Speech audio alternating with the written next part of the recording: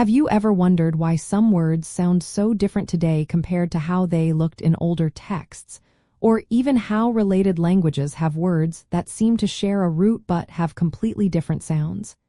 It is like a secret, linguistic code that changes over time. Etymology, the study of word origins and how their forms and meanings have changed over history, explains sound shifts by tracing systematic alterations in pronunciation across different stages of a language or between related languages. It shows us predictable patterns in how sounds evolve, helping us understand the deep connections between words that might otherwise seem unrelated. The core mechanism behind sound shifts is that human speech is constantly evolving. Over generations, small changes in how we articulate sounds accumulate and become standardized within a speech community. This is not random. Sound shifts often follow specific rules or tendencies, like Grimm's law, which describes how certain Germanic consonants changed from their Indo-European ancestors.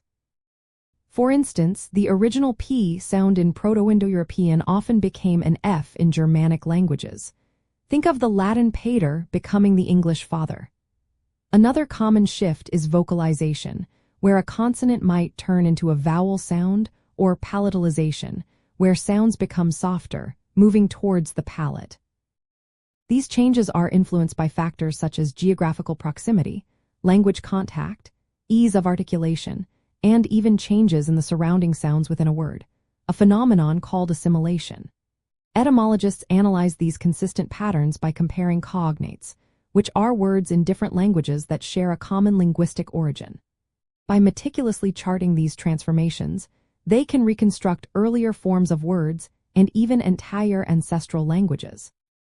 Understanding these sound shifts means you can often spot connections between words that at first glance appear to have nothing in common.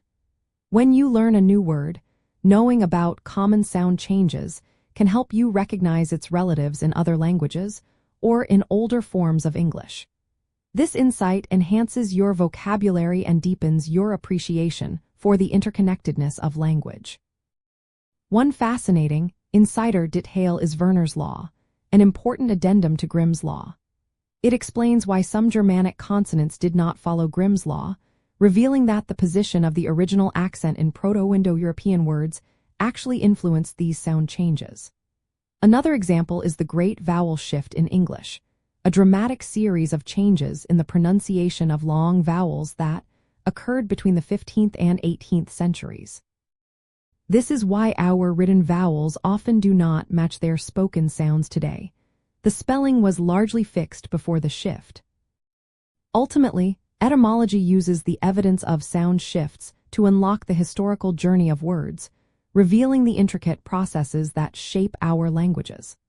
By observing how sounds morph predictably over time, we gain a clearer picture of linguistic evolution, enriching our understanding of communication itself, and empowering us to see the hidden histories embedded in every word we speak.